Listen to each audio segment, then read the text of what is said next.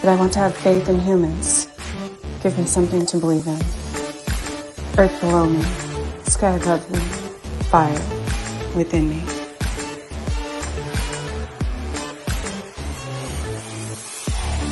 Brought to you by UPRN Network. I'm Trish Moe, and this is The Missing Piece.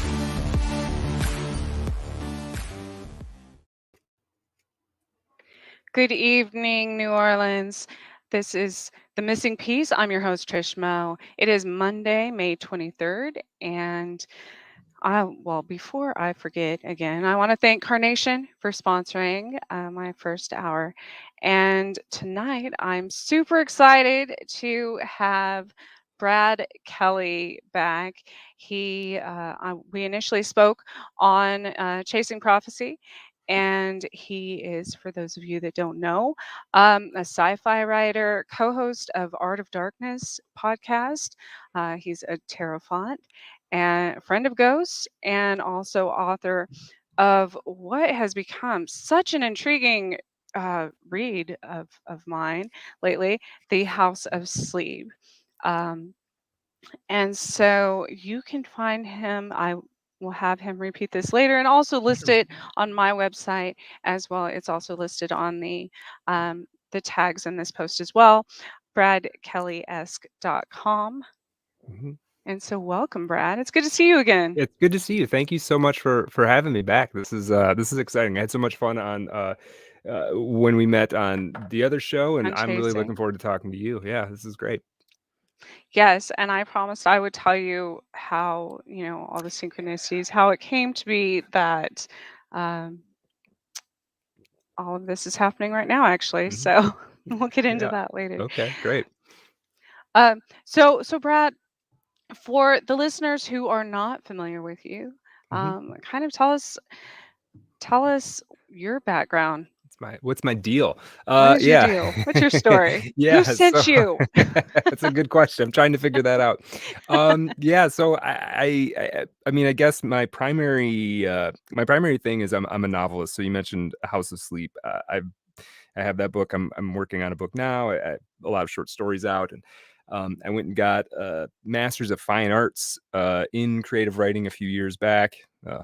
Many years back now. You say that Texas. so nonchalantly. Yeah, I just went and got my master's degree. Like, no big deal. Yeah. Well, I mean, it's just a part of the puzzle, So, I did that and wrote a book during those times and got to meet a lot of other writers and really kind of develop myself as an artist. And in the meantime, I've kind of picked up some other outlets. Tarot in particular has grabbed me pretty deeply. I write about the tarot. In fact, I just gave somebody a tarot reading over Zoom just before logging on with you. So I'm kind of starting to do that with people that I meet online or whatever. And do you do collective readings? Collective readings, like with multiple people? Yeah, just like a broad to the collective. Yeah. I do. This was one-on-one. I was like, that's kind of what I want is one-on-one, but for anybody who wants them. So, I'll tell that to your audience if they want a tarot reading, they can find a way to contact me on my website or Twitter or whatever. That's awesome. Yeah, and then the other big thing that I do now is I've been doing it for a little over a year. A good friend of mine, the great playwright Kevin Kautzman, and we do a podcast called Art of Darkness. That's at Art of Dark Pod on Twitter or artofdarkpod.com. And we do in-depth biographical conversations about great artists that we love and appreciate, focusing a little bit on the dark side of the creative process, whether that be, well, any fill in the blank for what you think. We've covered people who've had, drug issues. We've covered people who've committed crimes, who've been possibly demonically possessed, and then also just people who maybe don't have an obvious dark side and maybe trying to find what that could be, because I think everybody has that shadow side. And that's been a lot of fun. So, we've had episodes on about a whole slew of people. Most recently, this English science fiction, or not science fiction, English strange story writer Robert Aikman. We did an episode on him. And we've got many more kind of coming up this summer. So that's me in a nutshell. Podcasting about artists and art and writers, and writing myself, and trying to figure out the tarot and trying to use it to help people to some extent. So that's pretty Okay. much me. Y'all, he downplays all of that so much. So yes, as an artist myself, I took art appreciation Mhm, in numerous forms over mhm. or different periods and stuff. And you have a such a variety of people that you of artists you've covered. It's Yeah. amazing. It's actually there's a lot of information there. Mhm. Um, Yeah, we try to do we try to give it our some of our episodes are 3 hours long. I mean, we try to tell the full story of this person, and not in it's I think Kevin and I are friends, and so it can be kind of chatty, and we try to have fun with it, but we try to make it so the listener walks away thinking, "Hey, I really actually kind of understand who this person is now and what they and did took and what something the from it. significance was." Yeah. So, yeah, it's a lot of fun. And then your tarot. Okay. Yeah. So he he failed to mention how he has everybody creates when they take their own interpretation of tarot cards Mhm, and they kind of give each one a story. mhm. Brad's it are like little profound snippets Oh, thank you. of amazingness Thank you. because you know you I've seen so many different decks and so many different the descriptions and everything from various readers, and Mm, it's always, I mean, sure, the art and everything stands out, and each artist is an individual, and each person who creates those decks or even interprets them obviously is individual, but they're still all pretty much kind of the same, from the original, like the Rider Waite mhm. descriptions, with very very few variations from that. But Brad's are amazing, amazing. Thank you. Um, Yeah, that's it's been, I struggled with I writing for me is a I mean, I like to create I have a book out and I write short stories and I'm working on another book, and I like it for the creative output, but that's how I understand things too. So in the writing of House of Sleep, I came to understand a great deal about many things. At least from my perspective, I came to understand these things. And and I was learning the tarot, and I was getting what I thought was proficient at reading tarot spreads for other people. And so my natural question is, well, how do I get deeper? How do I understand this stuff more? I was reading quite a lot about what many other people have written about the tarot. Um, and the natural course was for me was to start writing about each one, and then they kind of came out the way that they came out. So they're not for people who are maybe new to the tarot and curious about it. Um, I think that they're valuable. They're probably not the place to start, I wouldn't say, in terms of like, "Hey, I wanna know what this one card means. Let me go on Brad's site." It's probably useful, but there's I think there's maybe a 101 explanation for a card that might be a little bit easier from the start. But if you have some familiarity oh, with right. these, I think they will give you an extra twist on them, an extra way of looking at them without being contradictory to the great work that's been done by Rachel Pollack and everybody else who's written about the tarot so well. There, yes, like I said, not to discredit anyone else who's because anything is left up to interpretation. Yeah, I mean, right. by everyone. So, um, but I do have, just as an example. Mhm. Well, you can read it. I was going to say, can I Oh, read this little snippet of the I High Priestess? It's amazing. go for it, or if I'll read it. I could read it if Yes, you you want. can read this. Okay, it will take me a second to It's one of pull it my up here. favorites on Okay. your Okay, let me pull that um up. Well, and I'm did gonna you wanna read know the whole thing, so what part are you thinking? oh, I the part there's an ocean that starts with that. Okay, It's like middle. okay. Yeah. And I was going to ask, I know a lot of people, surprisingly, I didn't know the whole story until recently Mhm. about the origination of tarot. Wasn't even had nothing to do with the occult, actually. It was Yeah, just it a was normal just a card game. it was a game as far as anybody Mhm. can tell. There's a lot of rumors about um, it having tendrils back to Egypt, and certainly Yes. in the late 19th century, that was the perspective. That was what people chose to the story to tell about it. But yeah, by all accounts, whatever the historians are able to actually nail down, it was a game.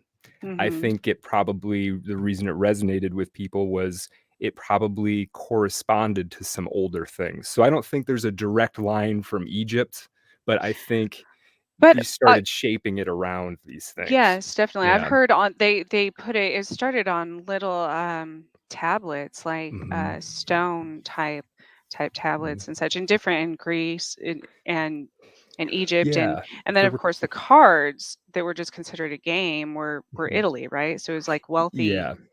but it was only Yeah. wealthy people, and the reason they got those was because it was all hand painted, Yeah. pictures Yeah, on the cards, a so wealthy family would the first tarot deck where you can see a direct lineage based on like information and what cards are included in the deck is the Visconti Sforza deck, which he was a he was like the magister of Milan in the late 1300s, I believe, and he'd commissioned a mhm. deck. But you have to assume that there were probably previous decks before that. I think it was a game that the wealthy would play. So you'd have, friends over for a banquet or a dinner, and afterwards you guys are tippling wine and you break out this game that you had some artist from the city, paint each card and then and I think the reason it was able to sort of resonate was I think they were picking up on older patterns, but you see in the Visconti Sforza deck, it had all these like moments from the Sforza family, and I think Oh, you put a person's life into the card, and then it's like, well, into the deck, and then it's like, well, that person, everybody's lives are similar in some ways, right? There's births and deaths and love, and right. and so you have this game based on somebody else's life. Suddenly, it's resonating for you too, because there's enough overlap between everybody's experience that suddenly it's like this is the game of my life, you know so I think it could and then it kind of could evolve from there. But that is the legend, is it's just started as a game that people played. And the rule, nobody even knows what the rules are, actually. So nobody actually knows how to play tarot, apparently. That's what I mean, they say. it's kind of like, well, I mean, back then, I think it's like chess in medieval times, that was everybody said it was just a game, but I Mhm, mean, kings and like lords and stuff used it to in like a military type, mhm, mhm. strategy. Right. So, And even sorry. just training your problem solving and your strategy, right? I mean, Mhm. it's excellent at all that stuff. So yeah, the overlap between games and something like divination, I don't think it's that big of a leap to go from one to the next. Well, and it's funny. I just recently saw at a haunted location where they had sold in an estate sale a pendulum that Milton Bradley had Whoa. created, a children's Yeah. game, Oh from like the gosh. 60s, and I was like, what? Yeah, you're really dabbling with the occult when you're doing What? pendulums. And that's what's funny about the Ouija board. Is like Mhm. we had a Ouija board in my house growing up, and it was made by Parker Brothers. And you're like, "But do they know we're like contacting Right. spirits with this Yeah. thing?" Like Yeah. it seems a little We were uh doomed from the yeah, beginning. yeah. They just set us up. That's true, right? Yeah, just put that in your house. Have the kids play with it. They'll have fun. Yeah. Yeah. What? I will read this part. So you just want Yes, the one please little do. paragraph, I'm assuming? The one I little love, yes, Okay, okay. the Yeah. middle. Did you find that? Yes, I did. I've got it here. Yeah, so this is from the bit I wrote on the High Priestess. There is an ocean inside of us. I did not create the metaphor, though my fingers worry over it in my pocket, keep it warm and loaded. The magician's work is never done. Whether you think in images or words, these seem like things you've created. Scenes out the window, at least, of the vessel which you pilot, but look more closely. Trace how a thought begins and consider whether it is truly yours. you'll see, I think, that it slips into existence all on its own, like particles winking alive, unbeckoned in a physicist's vacuum. That is the unconscious speaking to you. That is sea creatures leaking into the boat from just below the surface on which you sail. I do like Oh that. my goodness, I love it. I do like Yes. that. Well, because Yeah. people so often, are compared uh, our lives, anyways, to Mhm. the ocean, and Mhm. water's one of my favorite elements. So I think that's Yeah. why, and boats as well. The same, Yeah. So. Yeah. No, it's there's a reason that people called their ships, gave them names and Mhm. referred to them as her, right? And I know it can maybe seem like a little sexist now or something, but I think it was actually done out of fondness and affection, and really thinking of this thing as sort of your companion and partner, you know? Yeah, this. And it's the same. I guess a lot of cars too have been Mhm. named, Mhm. you know, Yeah. at female names and Mhm. such, but Mhm. um, their vessel, or your vehicle, that you Mhm. drive. So, Mhm. yeah, I thought that was amazing. And Yeah, then your thanks. short stories too are like where. Thanks. Yeah. I mean, The I have a lot of crazy stuff go through my head, like yeah. all the time, I'm sure. Mhm. Um, but and I'm not saying all of yours is crazy, Yeah, that's but kind I'm most of just it is. saying, to be able to organize that into all of these, very philosophical stories is Yeah, amazing, and very creative. So it's yeah. highly Well, impressive. I appreciate that. Yeah, there's some short stories on my website. I don't write. It's hard for me to shift gears when I'm working on a novel. It's hard for me to shift gears and work on anything else. So I don't really write short stories unless I'm like between drafts on a longer work. But um, yeah, those are fun. I have an idea for a short story right now that I'm gonna get out of me soon. So yeah, and I those think are the same thing. I'm like, yeah. oh, I've got this children's story, and then Mm, I'll like start. mhm. I'll start it, and then I'll forget about it, literally, like Ah, ah. for 5 years or Oh, something, yeah, and yeah. find it in a file or something, or like I have poetry like scribbled on pages. That's lovely, It's though. crazy. It's good to have For a real. relationship with that. Well, so, uh, writing for me, it's sort of my primary pursuit. So I do other things that I enjoy doing, but it's every day. It's every day. So, I kinda treat it, you know, as anybody out there who's listening who's a writer knows, it's not very lucrative these days, but, you have to kinda treat it like a job. So that's what I do. Yeah. And well, we on the network, Joe Montaldo, he does the Writers of the Future. So Yeah. it's really interesting. And I'll it's go on there. yeah, you should.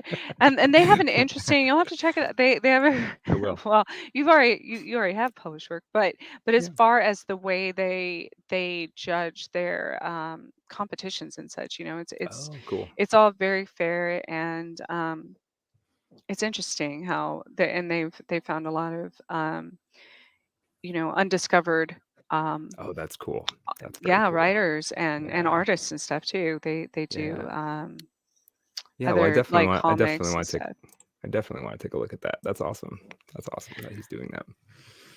Now, what so have you been doing have you been writing your entire life? I mean, was it just Yeah. something that Yeah, that's a good question. Kind of. I, I think some of my earliest memories are wanting to write stuff and writing stuff. So it was like elementary school, even first and second grade, I was making comic books, writing them and drawing them, and it just kind of evolved over time, and then Oh, wow.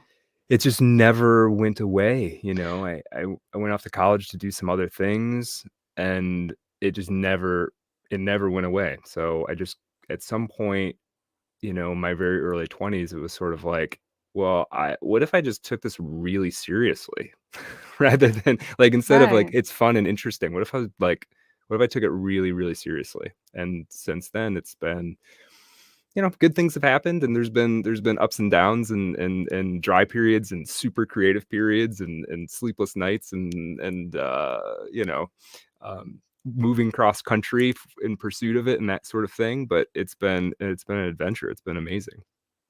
What is your opinion? I mean, and it's most times it's pretty obvious. I'm sure most people don't even realize that there's now, because when I wrote, it was just like pen and paper, Hmm.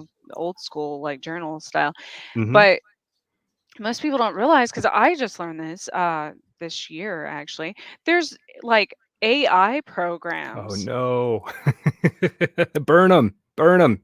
that will completely, you give it a this was an ad literally on like Yeah, YouTube or something, and you give it a word and it'll write an entire paragraph for you. And I'm yeah, like, yeah, what is this? Especially like, yeah. since I have kids, I'm like, that's cheating. It I is used to cheating. get, Yeah. like my from holding a pencil, you get the writer's cramp and stuff, Yeah. even just in school when your Hmm. teachers made you write Hmm. and Hmm. do book reports and things like that. And it, you have to do so many pages. And now there's artificial intelligence that I was just, just gonna do it. Yeah. you just I bing, I think of a word, and now you have a whole book. And I'm like, what? I don't like it. That I mean, irritates me. I don't That I yeah, I'm an old I'm old school, I guess. I am reaching this point where it's like I'm seeing stuff progress past where I want it to, where I'm like, "Oh, no, we don't have to do that." I think, I mean, I I think the AI writing stuff is a mistake personally. And absolutely. there's a couple of reasons for it. I mean, one is, as a writer, there are writers have different relationships to style and the individual Hmm. sentence. I am what is referred to sometimes negatively as a sentence worshiper. So I am a you rewrite that sentence as many times as it takes until it's perfect. Oh, Um, yes. yeah, and I do so that too. not everybody does, and I don't feel like you absolutely have to. It's different approaches. So to me, the AI thing is it's a little offensive almost. It's Hmm. like, you're gonna just take this away from me somehow, that like this is no longer a Well, something to do. Yeah. and have you ever used the, and I tried it and I deleted it right away. Yeah. I Yeah. tried it's Grammarly? yes, yes, Yeah. that's the one. Mhm. And I was like, "Oh, that's kind of cool. Maybe it'll help with like the new, back when Mhm. APA style first came out." And Mhm. not that there was anything wrong with regular like spell check, I mean, which Right. still has its flaws. Yep. But I was like, "Okay." And it completely changed my sentence, and I'm like, "Well, no. No. No, No. no. No, no. That's Yeah. exactly what I meant, Right. not how you Right. you Well, know? this is the thing. This is where I don't like Grammarly. I wouldn't use Grammarly. I understand why people want it. I understand, people want their emails to be efficient or whatever, and I I could get see that. in like business, or maybe Mhm. even like some type of copywriting, or E something that and doesn't have and if English isn't your f emotion, or yeah, and if English yeah. isn't your first language and you're trying to Oh, communicate with people, absolutely. I sure, but this is the thing. Writing to me, I think writing is indistinguishable from thinking, and for me, I don't know. I I think most people don't really think, and I include myself in this the majority of the time, right? The one time I know when Sometimes I I'm wish yeah, I wouldn't. right, right, right.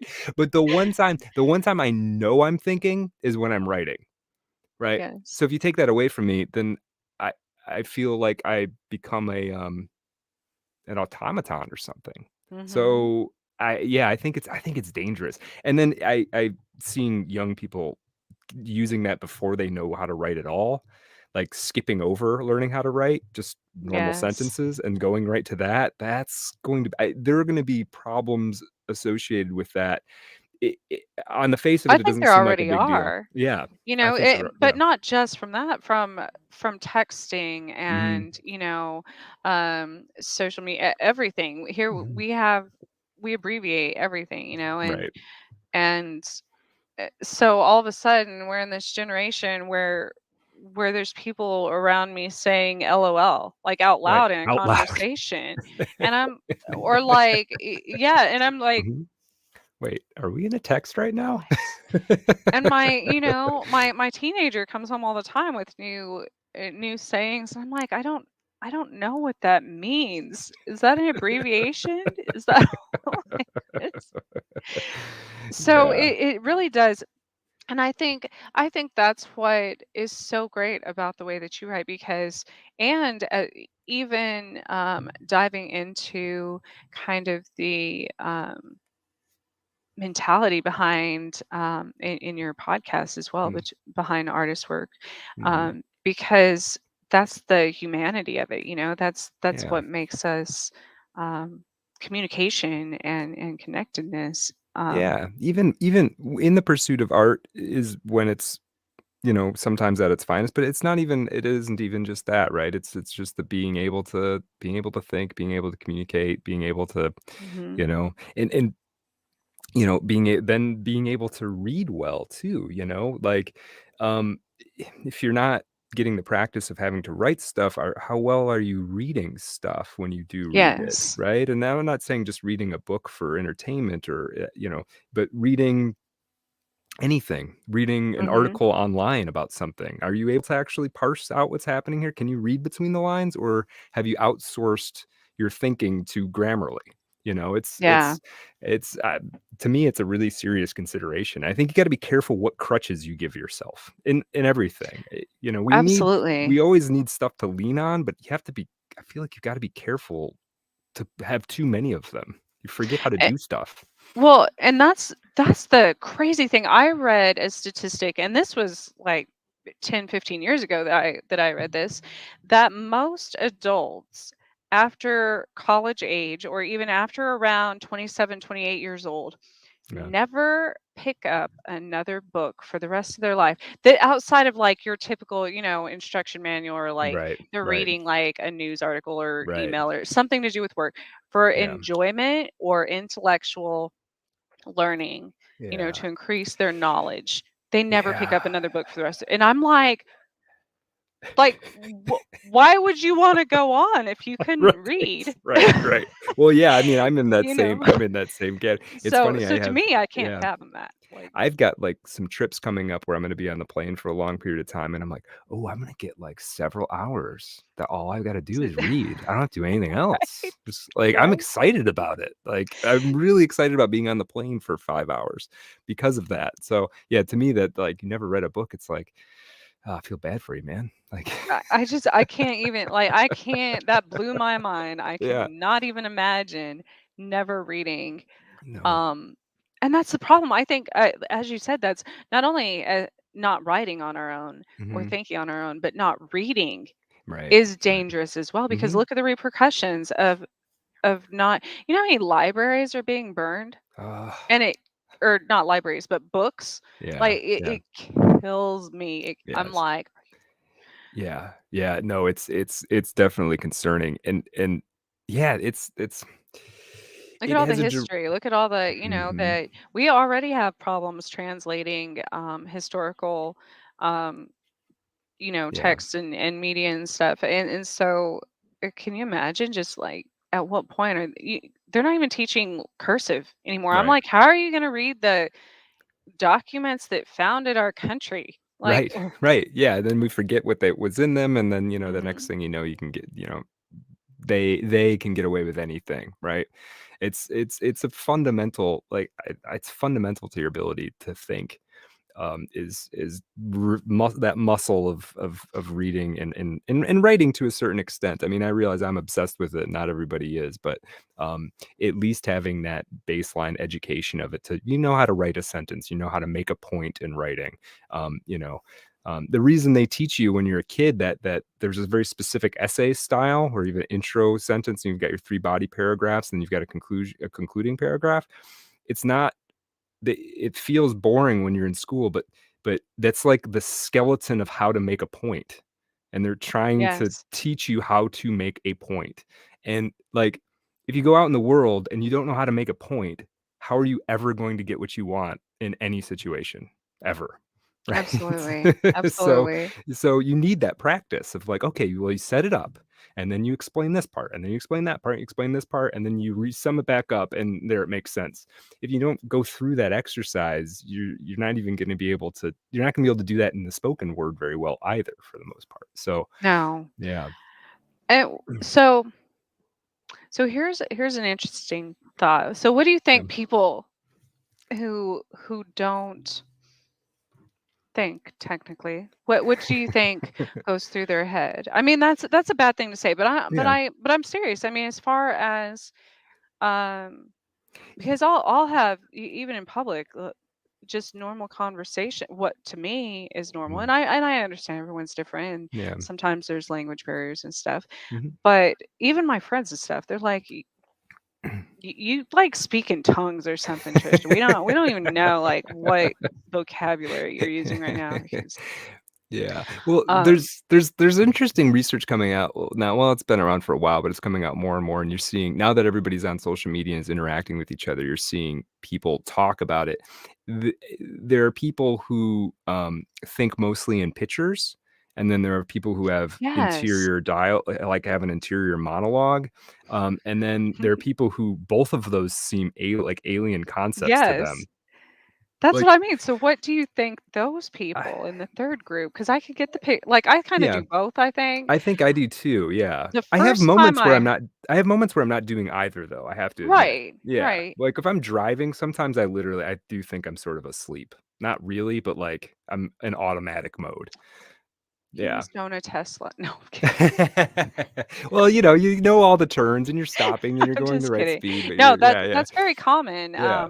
Yeah. People consider like driving or like walking or Mhm. running on a track or something, kind Mhm. of a meditation mode. They kind of go into Right, right. a trance. Yeah. Um, So, I think people who don't have an interior monologue going I don't know what's happening because I feel like it's very chatty up here for me. well, Um, that's what I mean. yeah, I know the yeah. first time I found out that happens, I'm Mhm. like, wait, what? Like, Yeah, like yes, I can't. right. Yeah, well, my How do thing you is, like, well, how do you know what you're doing right? next? How do you Like, process? yeah, how do you get from one thing to the next? I don't totally get it. Yeah, So, right. oh, so here was this is where I was going with that. So, if speaking of, how I was talking about the collective Mhm, thoughts, collective, that's where everybody in one area, well, actually across the world for that matter, mhm. kind of like during the pandemic, it all the information spreads. So, do you think that those of us who are overthinkers, uh, kind of make up for the We're non-thinkers carrying that we're picking and up the like slack. literally right and literally project um how to, I don't know, be a human and survive in That's this world like to other people. yeah, That's a that's crazy thought, that's actually. interesting. Eh, I don't know. Yeah, that's an interesting thought. I mean, like, well, It's okay, like a so I spend sci-fi movie of like every I just thought of like yeah, bots and yeah. There's like like a total actual. amount of brain processing that has to go on, and if a bunch of people just aren't doing it, right, then what happens is just like reality stop. Um, But then there's all the people. So then so you have the zombies basically, right? yeah, yeah, So there's the yeah. zombies. Mhm. And then you have, I don't know, like what you would call the brain people. The But yeah, I don't know. Yeah. but but yeah, like Well, the internet because now refers to these people as NPCs, right? And this comes from video games, non-player characters. And the idea is like oh, it's just interesting. people who are out there who aren't thinking. I don't like to think that about people, but I do think you do run No, into cases of it where it's like that person's not paying attention to themselves even, right? Like, I have many stories of why I've often mm, thought that in life. But yes, I do think that. And maybe it's, when I started getting deeper into remembering past lives and all this, what if those people, what if they had like this specific life of mine, I'm Mhm. like, has been a shit show and has been pretty damn difficult. So Yeah, I'm like, maybe the next one, I'm going to be one of those people that just kind of like, they always have good luck and right. You like just put everything that you going just great and put that bad boy on just cruise control and right, just living their yeah. life. Like Yep. their vessel is on autopilot, Yeah, right? well, see, that's the So what thing if is maybe every we other should lifetime? oh, I see what you're saying. You take a break, and then you Right, get because you bored have in that one, and so the next right. one, you're like, "I want some action." And, You have to kind of like recharge that battery and then all of a sudden, I like that. I like that. Yeah, so maybe that's the humanitarian compassionate view is you see somebody who you feel like is a NPC, and you just think, "You know what? They're like a little Buddha. That person's taking it easy, they're chilling, they've had a tough one in the past, they will again in the future, and, yeah. they're on their, like, astral plane smoke break right now, just let them have it." And so and this like I mean nowadays, there's the whole simulation Mm, theory after mhm, like 2012 and all of that, mhm. or even Y2K, depending on your beliefs. But there are days, like it's like Groundhog Day, and so this seriously happened. There was a groundhog at my house for like 3 days. When I was working from home, and I'd see it out Mhm. my window, and I'm like, and then every day I'd come home, and the same series of events would happen. I'm Whoa. like, bike ride, because at first I'd go to get out of my car and almost hit this guy on a bike. Yeah, Okay. But the yeah. second day, even a different time, I think it was like an hour later or something, I almost hit him again. I'm like, that's Yeah. two. Yeah. Third time, I'm like, bike, siren, Oh, what, and I'm like, wow. we really are in a game, Yeah. aren't we? Yeah, It's then what not do you good. make of that? Yeah, we had, my wife and I had a bunch of synchronicities the other day, and it was we like, by the 4th one, we both looked at each other, and we're like, "You saw that, right? You did see that because that" we somebody mentioned that, and then 2 minutes later, it happened. Like, that was Yes. weird. Yeah. Yes. That Yeah. happens all the time in my life. Mhm. Mhm. Um, which actually brings me back to the House of Sleep. And Yeah. yes, that I'm like over halfway through it. I think there's Okay. like 4,000, is it like 4,000 pages or something? I don't Not 4,000 remember. pages. Don't tell me. It's 300 Is pages. that 300? I don't Yeah. know. 4,000 Because would be I a lot. saw that and then I'm way further than I thought Okay. through it. Okay. Um, that was when I first downloaded it and I'm like, Okay. man, I'm gonna have to do Oh, and some if it's an speed reading or ebook if something it's in an this ebook, I journey. think they sometimes do locations, and locations are like there's, like, a bunch of them, and I don't know how it works exactly. But Oh, for anybody who's wants to check it out, it's only 312 pages. It's not yes. Then yeah. then I'm Oh, almost okay. done with it. But Okay. Alright. but I was like um so it's interesting. I love the way you morphed kind of the past, present, and future, and not to mention the numerous um very unique characters Thank you you. have. Thank you. Where When did you start writing that? And how I did it s evolve? Yeah, I started it so it's been out, like, purchasable for about a year now, a year and a half, and then I spent, like, almost a year before that trying to figure out what I was gonna do with it exactly. So before that, it was probably I think it took me about 4 years to actually write. Um, and, yeah, I mean, it's tricky to know where these ideas kinda come from.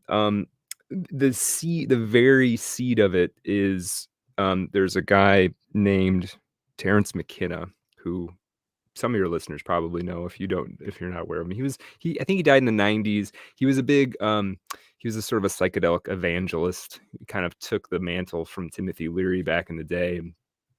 An amazing speaker and a very interesting guy. And I was listening to a talk of his once, and he said, "You know what the most interesting drug would be? Would be if you could take something that made you remember your dreams." It's like, oh yeah, that would be pretty cool. I've always had an Huh. extremely vibrant dream life, right?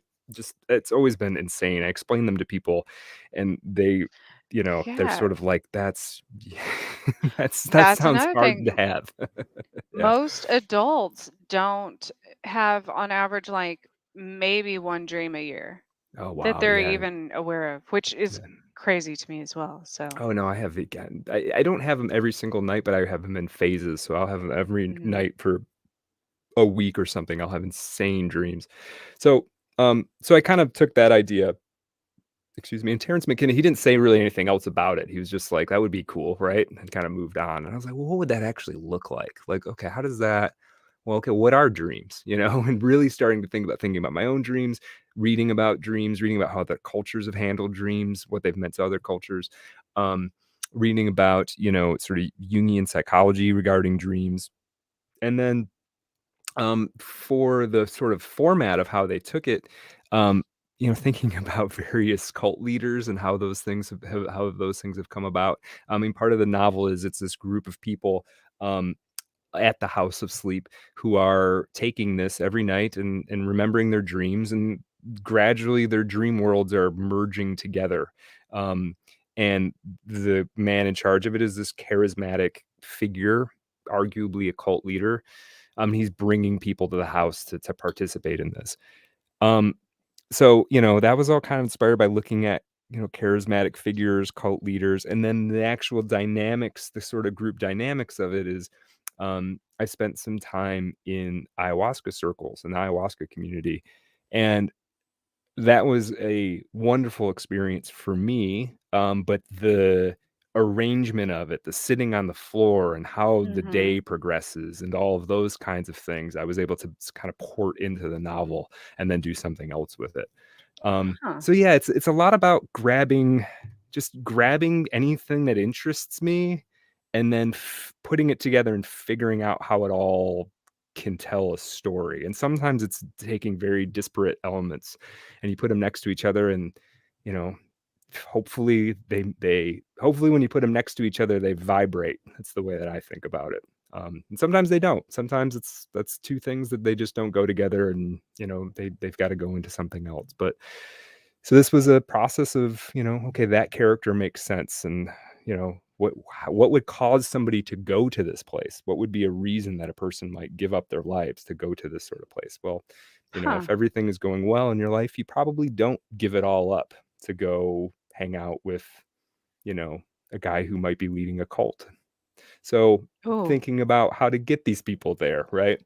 Um, yeah, so some combination of my own reading and life experience and wow. thinking about That's these things. interesting. Yeah, yeah. So yeah, Do you so think that I was just having this discussion last week with my guest because Stephen King, who was one of my favorite authors when I was younger, mhm. used to frequent Topeka, where where I live, Oh, okay. and all of these things started coming true, like this year. I All the mean, Stephen King stuff. yeah, like, Yeah. and not just and I wasn't even the one that actually realized it or knew about it or anything. Hmm. They brought back um, Big Boy, the train that had been out of service since like Oh, 1940 wow. something, steam engine, and then Hmm. my daughter and I stumbled upon this pet cemetery, and Whoa. there's yeah, there's so many that are that he actually based out of Kansas because he visited a lot, Mm, and okay. when Yeah. when his How? brother I think was in the asylum here, which is Oh, I've never also a heard whole this. I've other. never heard Oh this my story. goodness! Yeah. So some of the workers had mentioned that just randomly out of nowhere, and Hmm. I'm like, oh my gosh, and Yeah. Yeah. I just. So do you think, and there's even been, if you go back to like um the never-ending story, which most people are familiar with, things like that. Hmm. Um, how realistic do you think it is that I even have a sign by my bedroom door that says write the story of your life every day. So how Hmm. realistic do you think it is that we actually um, do that. Yeah. And your book, maybe that's why it's so Mm. profound to me because I I um think it's I think it's totally. I mean, I think it's absolutely true. I'll give you a couple of examples that aren't me. I have some of my own examples that are challenging to explain, but for other people. So, um, one is uh, my friend Kevin, who I run Art of Darkness with. He's a playwright. He writes plays. oh, nice. He wrote a play about being about two content moderators online, right? People that have to like watch all these terrible videos and like decide whether to get rid of them or not. And he wrote this play about this happening, right? And then like a year later, he sort of stumbled into this position of being a content moderator. And it was sort of, he didn't go looking for it. It kind of found him, which is very strange, right? So he sort of wrote this into his reality. Very weird. There's a comic book writer named Grant Morrison, is most famous for The Invisibles, but he wrote a bunch of Batman and other things. If people out there are familiar with like the Arkham Asylum part of Batman, the games and whatnot, that was sort of his creation, among many other things. He's extremely interesting and talented guy. Um, he um, gradually merged, according to him, with the main character of his Invisible series. Um, Wow. he at some point um, there's multiple instances of this, but the one that I remember is the character in his story was attacked with some kind of toxin that affected the liver, right? That happened in the story. Within a few months, he had the writer himself, Grant Morrison, had like near liver failure. So he'd like caused this to happen to him, according to him. That's his own story, Yes. right? And then the writer Philip K. Dick, who we're covering on Art of Darkness next month. He wrote Blade Runner. He wrote Flow My Tears, The Policeman Said. He wrote The Man in the High Castle, which was just an Amazon series not that long ago. He wrote a bunch of stuff, Minority Report. He wrote a bunch of stuff that got turned into movies after he died. He he his last like two or three books he wrote as sci-fi, and he claimed that they were real, that he had experienced these, he'd lived these lives on interdimensionally. Um, and the easy thing to say was like he had some kind of psychotic break or something, right? But he'd actually predicted a number of things happening that did Oh, come yeah. to pass, right? So yeah, Yeah. which yeah, I'm sure you're familiar with. He didn't see any of this coming. One day he like woke up and a pink laser beam from outer space was shooting information into his head, and it all turned out, a lot of it turned out to be real. He Yeah. struggled with that for like the last decade of his life, just like what is happening to me, and why do I know this stuff? Um, I- so yeah, I think it's hard. yeah, I'm sure I don't have that. I don't have those experiences. I sort of thankfully, but I'm also maybe a little bit envious. But but in terms of art, I mean, I think artists are, I think we're participating in some kind of process that we don't really understand, and we're only kind of brushing against it. Um, Everybody who does stuff, everybody who writes and paints and makes music, at some point they will talk about, it didn't even feel like it was me doing it. Oh, And absolutely. right, right. So you're in contact with, like I said, some kind of process that's very difficult to understand. And this might be the only way to access it, is to achieve that kind of flow state where you're producing the thing.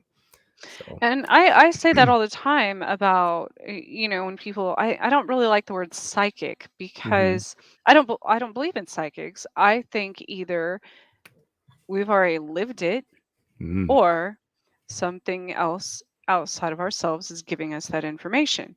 hmm And and when I say we've already lived it, I also don't believe in a time construct, which is another reason about your story because past, present, and future, and the space time hmm continuum and stuff. hmm Um, that's how many psychics. It gets confusing because we're living in different timelines all the time, and so the past, present, and future don't really, they all exist all the time, and yeah, so um, when you talk about there, I think that many people write stories that seem like sci-fi or comic books or things like that, Mhm. um, based on very true events. And that's the Mhm. thing about my life. And everybody has all the time asked me, why don't I write a book? And I'm like, okay, well, witches, we manifest things through writing, through affirmations, through and no, I don't like cast spells. I'm talking about for myself. Mhm. So if I were to write about the bad things of like about my own life, something bad that's happened, I'm putting energy into that to happen again. And Mm, mhm. so you're, Right. then you're creating your own loop Yeah. basically of tragedies and some people like that, but Um, but I think it's more accepted nowadays, the weirdness. it seems So like it is, or I've just put it out there and people have been fine with it, I don't know, but yeah, you make a really good point about, like, to write this stuff, you're gonna if you're gonna write about the negative things that have happened to you, then you've gotta kind of at a bare minimum, you have to live those emotionally while you're writing them, yes, right? And I do think there's more going I do think you're inserting yourself back into a loop, and as a writer, like, that's it's like an occupational hazard yeah, to yeah, do that. It's like, yeah, yeah, it's like, yeah, okay, you know what? Like House of Sleep isn't it's not very autobiographical at all, but the handful of things, some of the worst moments in there are um like mirror images or something of stuff that's happened in my life, right? I've taken little aspects of. right. And yeah, so it's like, okay, I have to take the worst thing that ever happened to me and spend a good month figuring out how to make that interesting reading, you know? It's like it'd be much easier to just yeah, I just won't ever think about that again. Well, Easier in and that's the quotation thing, marks. and it's not always, it's I think it's a good thing, which Mhm. you know I purposely do write some things down to process that, because once you Mhm. that's ascension, that's healing, Mhm. that's process, that's dealing with your shadow side and Mhm. doing your shadow work. um but there are certain things, that um i- if there aren't witnesses in my life, that like people think my life is a movie because there's sci-fi things happen all the time, Yeah. and Yeah. so the reason I was going to say, as far as artists go, I'll have to send you some of these pictures.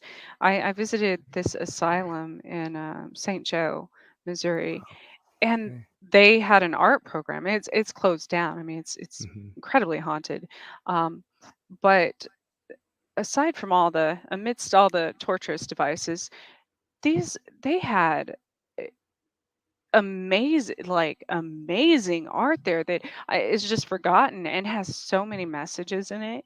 And Mhm. I'm like, did people even look at this? Right, Like, right. People are, this this this is just guy this is collected, just crazy," and throw it off right. to the side. I'm Yeah, like, this guy yeah. collected eggshells for an entire year and made like a mosaic giant picture of Mhm. multiple faces of events that had Whoa. happened. And I'm like, Right. like Yeah, and no things yeah, like that? It's crazy. nobody's really yeah, it's No, easy it's to just sitting in dismiss the and dark, just say, like, "Ugh, ugh." and there's others that have like these subliminal, that messages that make sense Mhm. now, but they're from like the 50s or 60s, Wow. and Wow. you're like, Yeah. did they even realize Yeah. what, like, in between shock therapy or something, like what these people were creating Right, and or appreciate it? the administrators are probably like, "Well, this is just a good way to keep them busy for a while." It's just like, let them work on some It's art and, yeah, that way they don't get themselves into trouble or whatever, and yeah, yeah, no, this is I mean, this is the thing, I think the practice of any art is I think I think if you go way, way back in history, and I'm talking like before farming, right? Like deep into history, I think all of the things that we would now think of as like occult practices, and the arts, I think it was all indistinguishable from each other. I think you I went think down into a so. Yeah. cave and you painted something on a cave, and then you told a story and you danced and you tried to summon whatever was your magical practices, the magical practices of your people at the time, and I think it was all kind of one thing. There weren't seams in between any of these things, I don't think. And now we've got like, well, you're writing a book and you're making an album and you're Mm-hmm. painting a picture, and it's all kind of broken apart. But I don't think it was always like that. I think, See, yeah, I don't break mine apart though. Like yeah, there's like themes, yeah, like a book or a movie or like there's an outline in my mm-hmm, day, and I'll mm-hmm, go out, skipping through nature, whatever people yeah, think witches do, and then all of a sudden I'll go like paint it and mm, incorporate the use natural like clay, or use my dried flowers in it, so use parts of that in my art, mhm. and then Oh, I'll go cool. write about it. And Very cool. so Yeah. So it's it kind of isn't, a yeah, it is, you are living that kind of shamanic old, it yeah, that's awesome. kind of That's a amazing. but but I wonder, nowadays, even in schools, do you think that, especially since you research a lot of the historical artists, Mm, there's a mural in the art district where I have my studio, and that says artists live forever. And I think mm, that's true because, mhm, especially look at the historical, we don't even understand. Every time I look at historical art, I interpret something, or I see something mhm, that I didn't see before, like 10 years mhm. ago, even if it's something that a lot of us are familiar with, like Michelangelo or any of those. Um, Yeah. so do you think that you evolve that way as well in your writing in the same Yeah. manner? Yeah, I mean, yeah, I think so. I think it's part of the or are you asking, do I think, if I think I'm gonna live forever by writing? Well, no, I mean, do you think that as you evolve as a person, like if you Mhm, were to go mhm. back to the beginning of House of Sleep, even though it's only been a Yeah, few years, yeah. your own, even though you wrote it, your Mhm. own perspective of the entire story would be completely different Oh, yeah, yeah, absolutely. No, no, you're absolutely right. and probably appreciate it more. Yeah, yeah, I can't disentangle, like, I've told people before, like, somebody just the other day, I was kind of talking about this book, and, um, they were sort of saying, "Wow, that's a really long time, like, how do you have sort of the patience or whatever for that?" And I don't really have an explanation for that, but the one thing I know is, like, the reason it's captivating to me is because it's like, it is entangled with the it's changing my life to work on it in small ways, and that makes it sound like it's maybe some, like, kind of self-help kind of thing. It's really not, it's subtler than that, but yeah, you go into Well, it it with one is. thing, and you come out of it the other end, and you're like, for me, writing it, I go through a pretty intense journey figuring out, coming to understand these characters, starting to think of them as real people, putting them through an experience, refracting my own experiences through it. So yeah, it's all caught up in my sort of psycho spiritual development. Absolutely. Yeah. I don't know how to do it any other way, really. Well, and also I think we appreciate things as a whole. If for there's been even throughout history, there's been so many people that have been executed and stuff, and then all of a sudden, 100 years later, we're we're like, oh man, sorry, Yeah. that was our bad. Like he was a genius. Yep. Whoops, and I do the Yep. same with my own like poetry and stuff that when I Mhm. was like 17, 18, 20, whatever. Mhm. And I look back at it now and I'm like, oh my gosh, did I Yeah. even realize what depth? And I probably didn't. I Yeah. 100% didn't at the time. I was just like Mhm. scribbling something down, like the Mhm. channeling, like you spoke of, to write. Yeah. Yeah.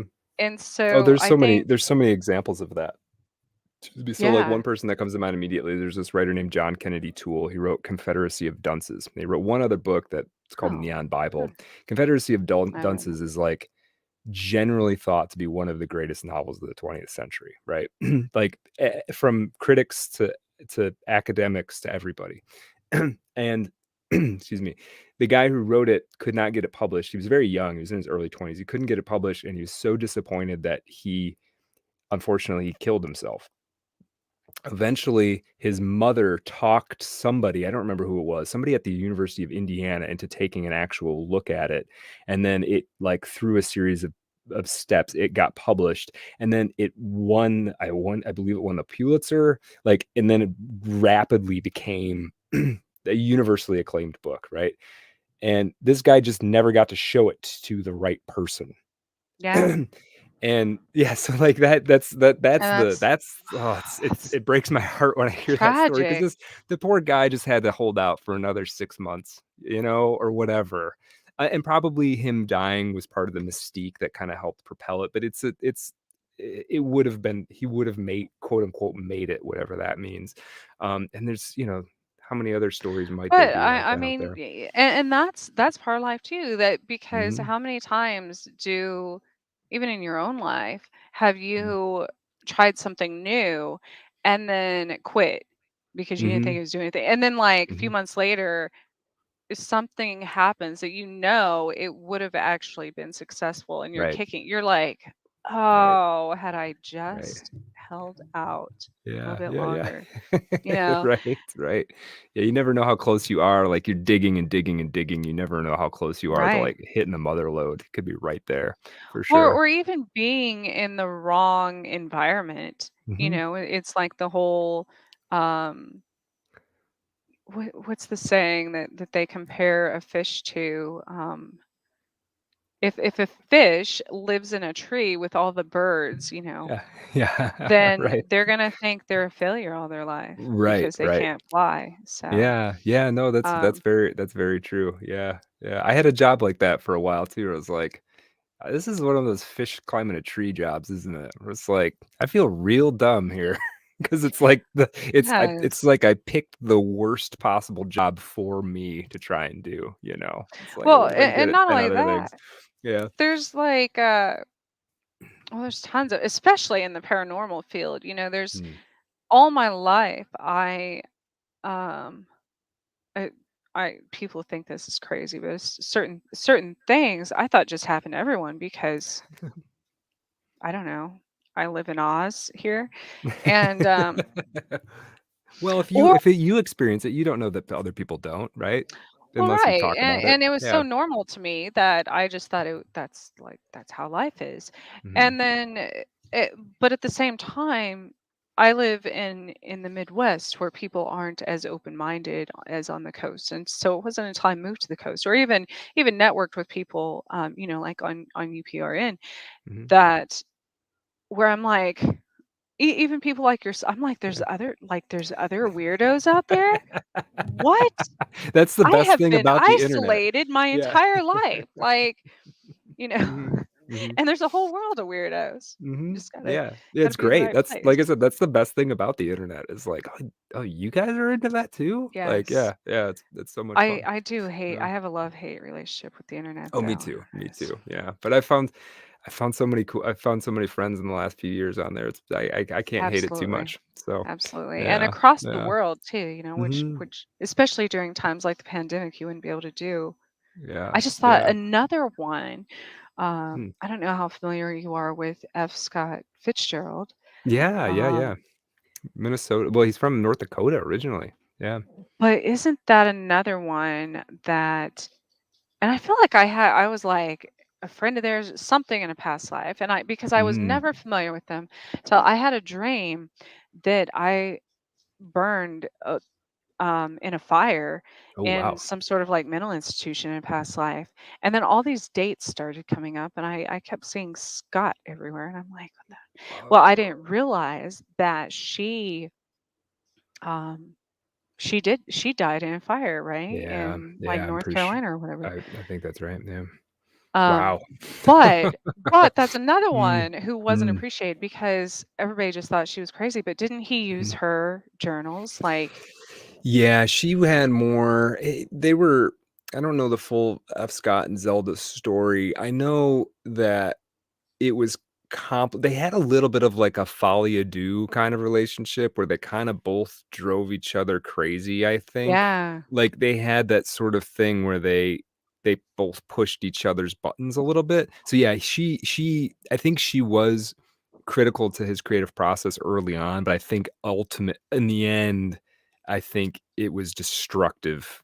Well, because he self-destructed, so and he was with her, so but yeah, I think there was I think there was she was an incredibly creative person and charismatic and interesting person in Mhm. her own right, and I think certainly she put him in contact with other ideas and people and aesthetic notions that he wouldn't have, come across necessarily on his own, you And I know? think that was part of her resentment towards the end too. Well, plus his, he like moved off with other women or whatever. Yeah. But my point is, most people back then weren't even aware that that's where he got his idea, all of it, Mm. many of his ideas Mhm. from until Yeah. much later. And Yeah. that's, Yeah. Yeah, that's well, so this is the thing about us writers is we will just steal ideas from anywhere we can steal from. oh, but here's another thought because just I just made a video about this a few months ago because in the art world, it happens a lot. People are like, you stole my idea, you stole my art, blah, Yeah. blah, blah. Okay. If you think of a collective consciousness, though, Mhm. can you really ever, you can't copyright a collective thought. No, You it's don't just own a out collective there. thought. It's just out Like, there. and if that's the case, aside from cavemen, because there wasn't anybody else, Mhm. the world wasn't as populated, they Mhm. wouldn't have as much collective thoughts. And that's where you Mhm. see the progression of art and everything else, I think, Mhm. because if you look at your own, it's e- essentially a collection of everything you've ever experienced or seen or read or whatever. Absolutely. Yeah, absolutely. Yeah, I'm plagiarizing a million. It's you're plagiarizing a million sources, and what you're taking is so small that you can't trace them. That's the trick. That's the trick of writing a novel is you just Well, steal enough little stuff that you can't tell where any of it right, came and from. everybody makes, well, I mean, for the most, except for the people who actually, yes, there are Yeah. people who actually do plagiarize, but Yeah. I'm Well, talking yeah. about Right. there was a time when I had just painted a picture. This was just like when all this blew my mind a few years ago, and all of a sudden, on when YouTube was really big, with artists and Hmm. such, Hmm. another artist had posted a picture, and what was it? It was like a butterfly and I don't know, a skull or something. What is my cat? I'm sorry. You hear that? Like, I did hear a little what? something, something. Yeah. Like, um, but uh, there were 3 or 4 people online that posted the exact same, not exactly the same, Mhm. exact same concept of a Yeah. picture Right. that Right. Right. just popped into my head one day, and that's when you're Yeah. like, "Ooh, ooh," like Yeah. nobody's gonna think of this, and then Right. somebody halfway across the world that you have absolutely no affiliation with, that you've never spoken to, and you're like, "How did they get my idea?" You Right. know, Right. and there's Right. no way aside from the energy you put into it, that, but who is it the first? Like, who puts that spark of an idea out there? Which one of us did it first? Well, that's a good question. I mean, did Did we anybody all put do it? Was it just we all put it together? It's just Right. floating out there, free floating, and that's the one that happened to get snagged in everybody's net. Like, I don't know that anybody's really got a good answer for Huh. that. But it's so common. These kinds of things are so commonly identified by people that it's hard to deny that it's a thing. Do you know what I mean? Like it's so it feels like it has to be what's happening is there is some like imaginarium dimension or something that we're all kind of tapping into. And yeah, every once in a while you reach in at the same time and you both end up pulling out the same. whatever it is, right? Whether it's a painting of a butterfly, or it's apparently the steam engine was invented like 3 separate times in the same decade or something like this. Like these things happen Yeah. throughout history where it's just like, yeah, it's suddenly it's time for that idea for some reason. And sometimes they're big and sometimes they're small. And you ever notice a thing where, and this is kind of a, I don't know if this is a small or big example. There are these every once in a while there will be a year where there's two movies that are almost the same movie. You ever seen this happen? Like, Yes. I Yes. remember in the 90s there was like two volcano movies in the same year. I was like, Yes. why are there two big budget volcano movies on at the same exact time? And it has something to do with this, collective Well, for sure. so also another thought I had one time about that on that note is people recall things from past lives, Mhm. especially artists, composers. Mhm. That's why you have like these 3-year-olds that can play the violin, Right. like crazy. Right. They And pick it up and know how to do it. Yeah. so when someone says well, a good example is a child, because say there's a child that paints a picture like Picasso or something that they could be like in a third world country and never seen it in Mhm. their life. Right. So you're like, where did they get that from? And Right. obviously it had to have come from, yes, it was familiar to them, but it had to have come from a different time. And that's what I was saying. I think Mhm. the time is fluid in that manner, Oh, yeah. because it all kind of, especially with psychics and remote viewers and stuff, Yeah. because we can target, so essentially you can tap into historically anyone you want, and that's what Oh. blows my mind, that people don't, you know psychics and stuff, and that's fine if you just Mhm. want to, especially when it deals with paranormal, like, talk to great aunt, you know Mary or something. Yeah. th- that's fine, but if you have access, like, why would you just ask that? I'm asking spirits like questions about the universe. I want to Right. know, like, how we began. I'm not like, hey, can you say hi? Can you knock on a Right. door? No, like, no, what? Yeah. No. I Well, let me ask you a question about this, because I am I don't have that gift just naturally. Is there Can I be I doing think you something do. to cultivate that? Oh, maybe I do and I don't know it. Yes, Is there something that definitely I can do. do? Yeah. Yeah,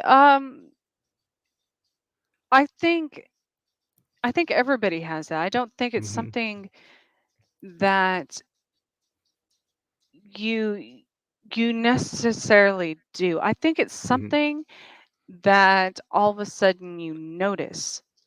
Mm. Um, so with myself and with most people that I've talked to in the same, as far as highly philosophical people, um, you start to realize that everything in your life has meaning. Everything Mhm. has, um, yes.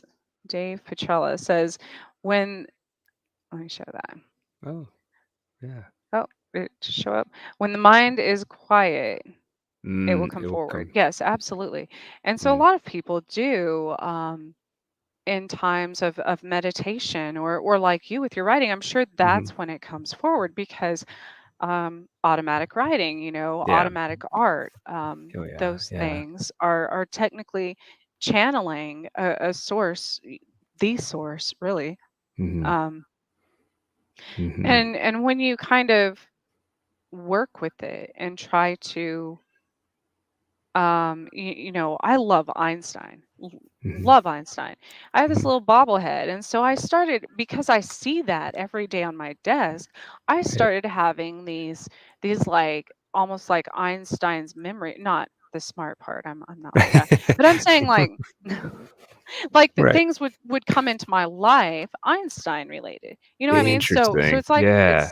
it's the law of Interesting. attraction, but it's almost the same as writing. So Right. I do absolutely. That's when people start putting all these, positive, um making positive signs and stuff to go on your walls, or I think that's very helpful. Mhm. I with Lyme disease and ADHD and stuff, shoot, I put stuff on my wall that tells me to remember my keys, or like, Right.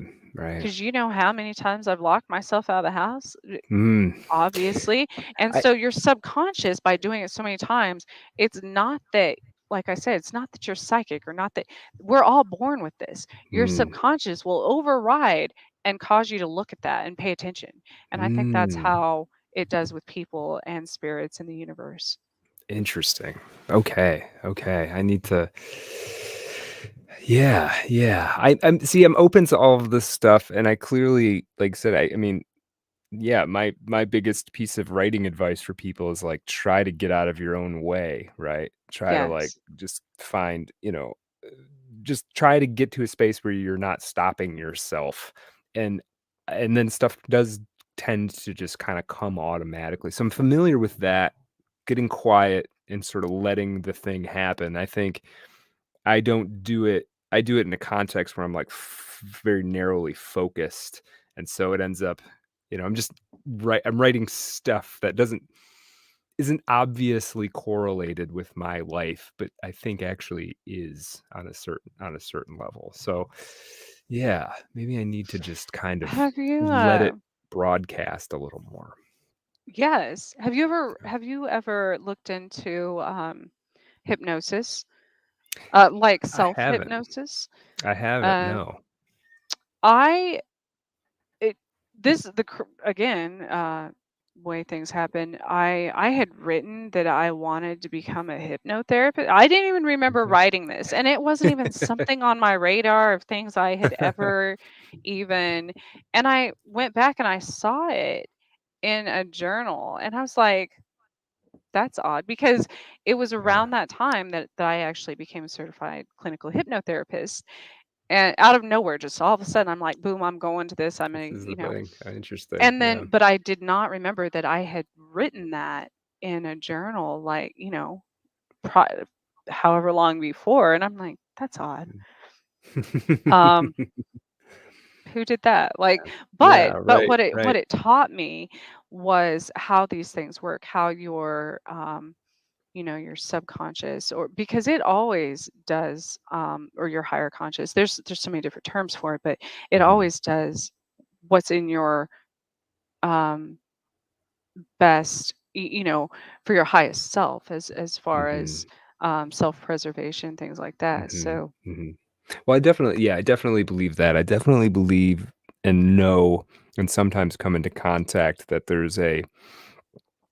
there are subconscious processes happening below the surface, that aren't coming up. We were talking about do you see images in your mind? Do you have an internal monologue? I'm aware there's another layer occurring, right? And that I sometimes get to dip in there. And that's kind of what writing is for me too, is it's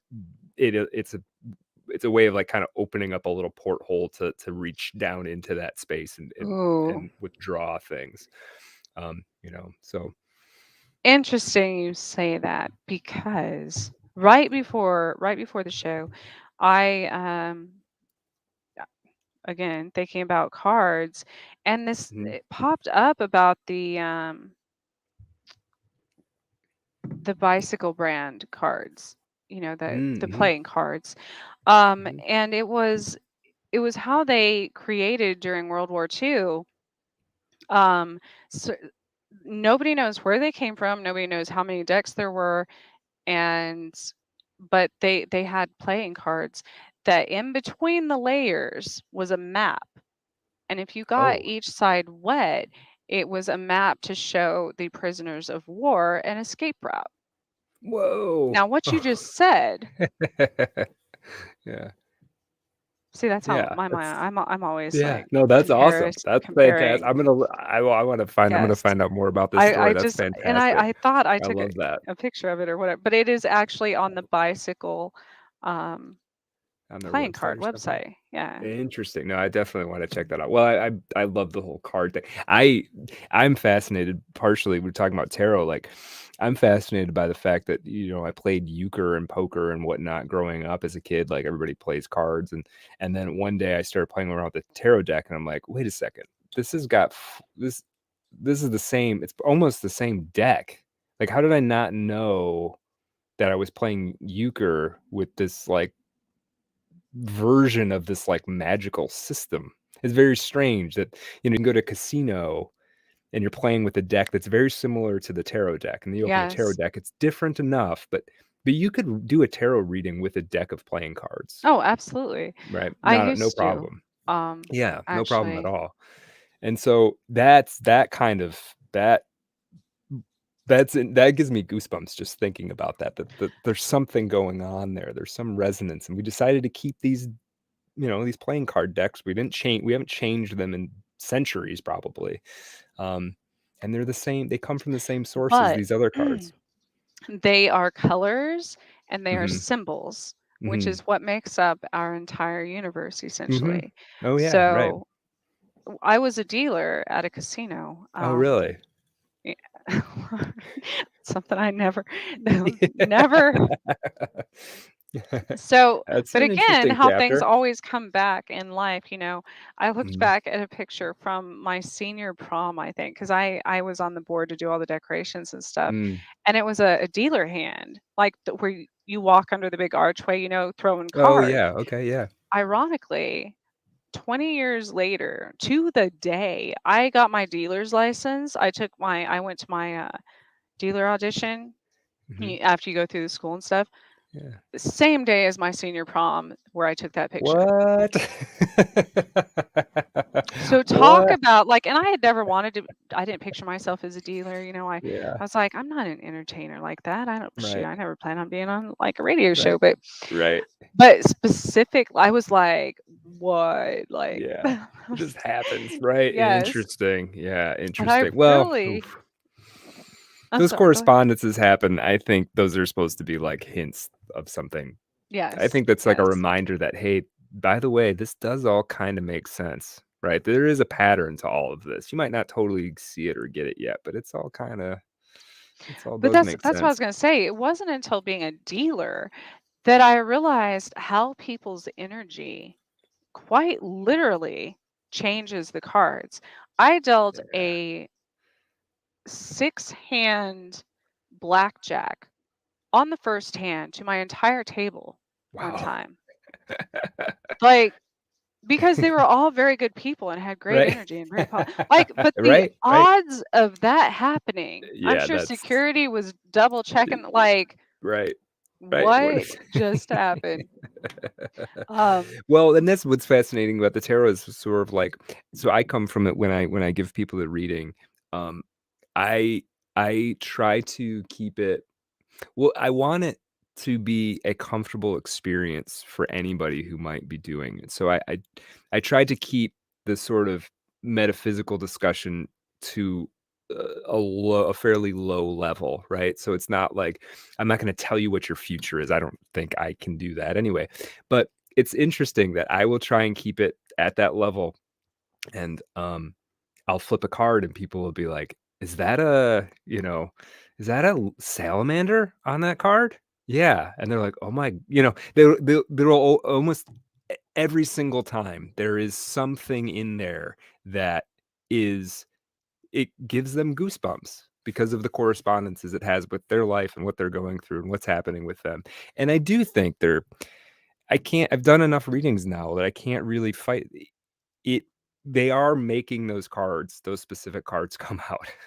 It's oh, the only way that absolutely. makes sense. Absolutely. Yeah, yeah, And I think I asked you this yeah. before when you were on chasing. Mhm, If it started to get to where your outer world interacts with you the way tarot does. mhm, So, for example, if I see a big semi truck that says night, like Knight, mhm, or I see a tower, mhm. I'm like, oh man, here we Something's gonna go. happen. Or even like I walked out to Yeah, my car one day, I took a picture of it. I was like, mm, it's Jack of Spades. Like there was a yeah, playing card laying by that's my bizarre. tire. Right, And right. so but that's what I'm telling you, as far Mhm, as you were saying, you don't think you have those abilities, but you mhm. absolutely do. I think you just I think most people, I know I didn't forever, don't pay attention. Right, to those right. things. So, Yeah, you're probably right. I think it is a lot of just paying attention, right? And I've certainly gotten better at that um over time. 'Cause it's hard to pay attention.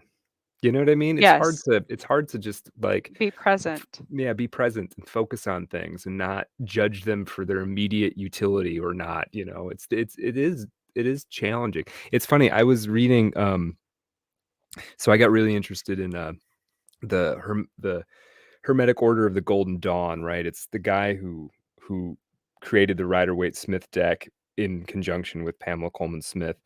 He is this organization he was very involved with in the, sort of turn of the century. So I was reading about there's a book about how to initiate yourself into the Hermetic Order of the Golden Dawn. I was like, "Oh, that's kind of interesting. Let me see, like, what do I got to do?" Huh. Right? And literally, like the first 6 weeks of training, quote unquote training, it's all about making you pay attention. It's Yes.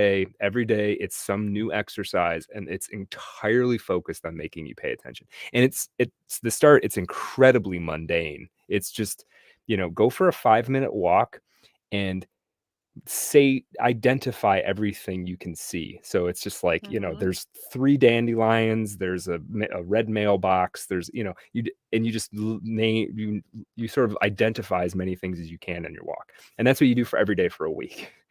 And it was surprising to me because I was expecting to crack this thing open and get, you know, burn something and say some words, some specific words and all that. And it was literally just sort of tapping me on the shoulder and say like, "Hey, you should probably pay attention to what you're doing." That's your Yes. that's how Yes. you that's the sort of the first step. So I think about that a lot. And I And did that's follow that for a while until I, excuse me, got distracted by Twitter.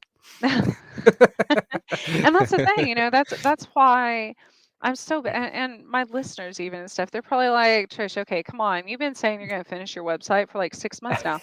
But I I live in the city and it will quite literally kill me if I don't Mhm. stay grounded and stay out in nature and stay, Mhm. I believe that. um so social media, actually, even I don't even really watch TV hardly. I don't I like electronics aren't so I grew up on top of a mountain, so this is Mm. like foreign to me. Mhm. And so maybe that's why I especially nature, I always I went through a period like you where I tried to make a point as far as being mindful. Mhm. And so anytime certain elements of nature especially showed up in my life, I would research it and see the symbolism.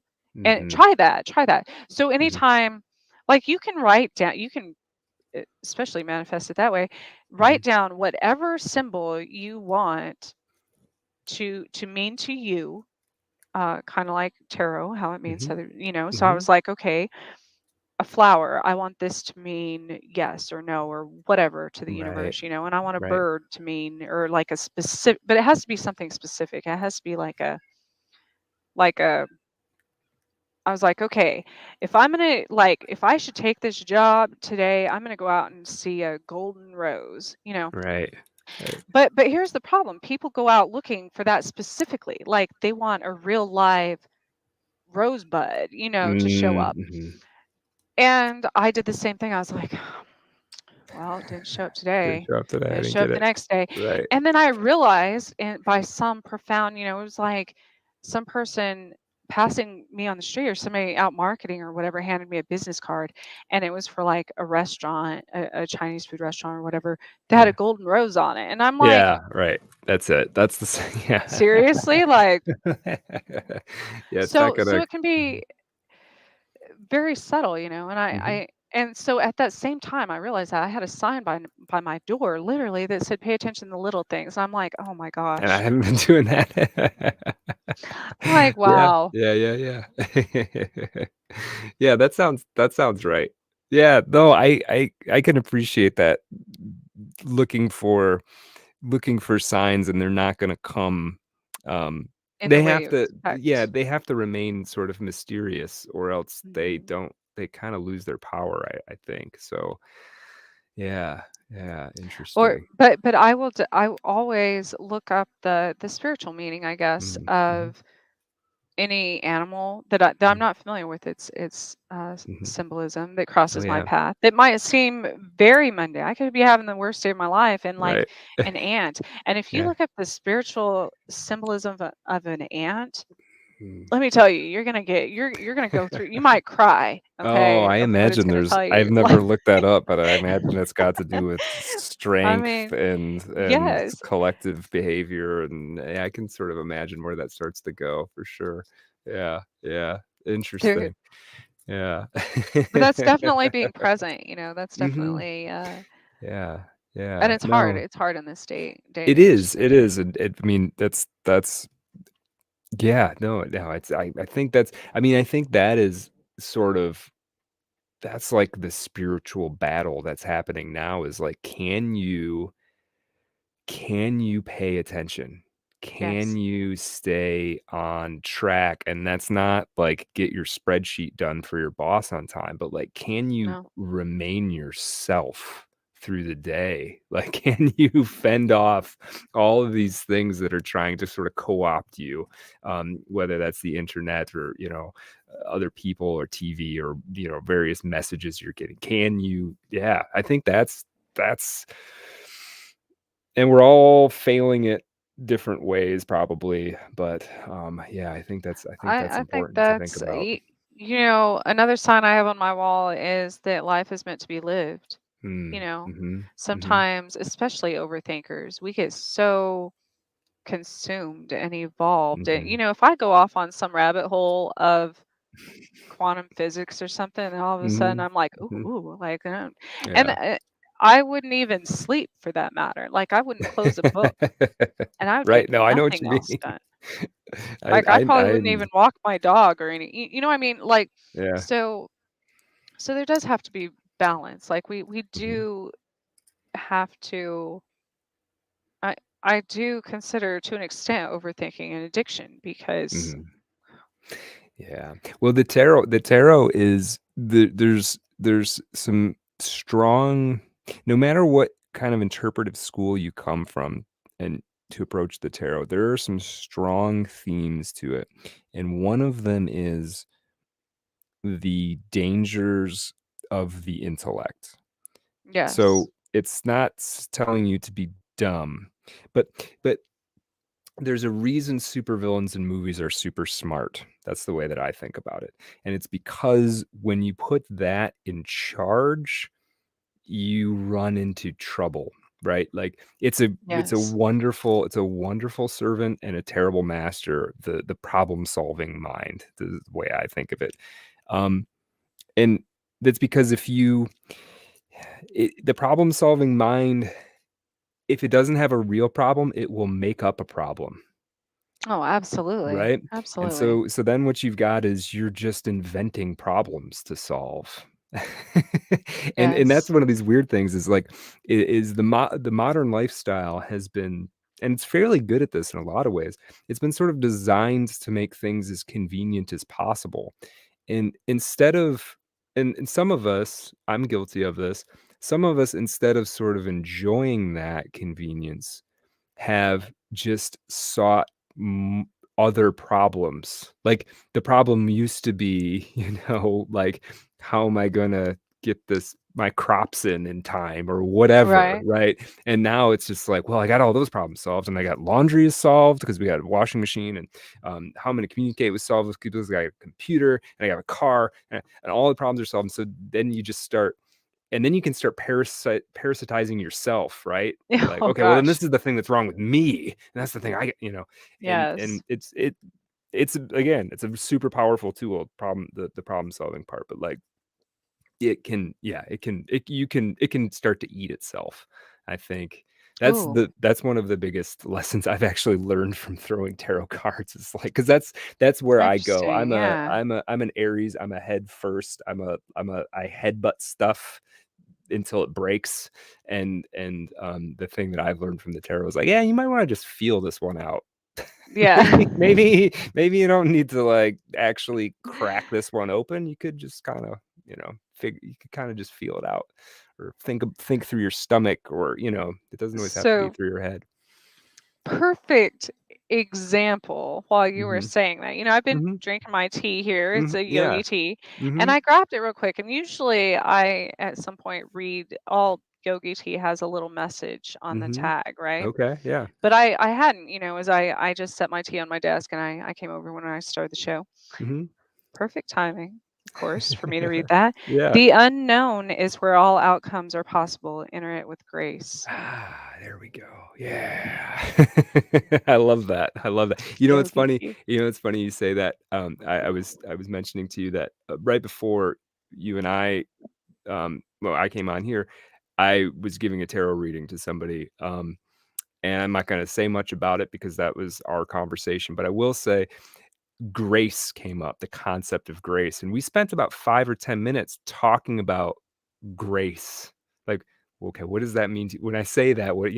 And it's just interesting that that comes up on that because that's a huge synchronicity. That gave me the goosebumps when you said the word grace. So Yes. Grace it's gave me the goosebumps that you yeah, just told this story yeah. because grace is oh man, I have so many stories about that actually. There's a Mm. lot of there's a lot of I mean, this goes there's even an entire book about a witch named Grace. Oh, And really? so Okay. that's as you said that I I was forget looking what that. at your I had highlighted on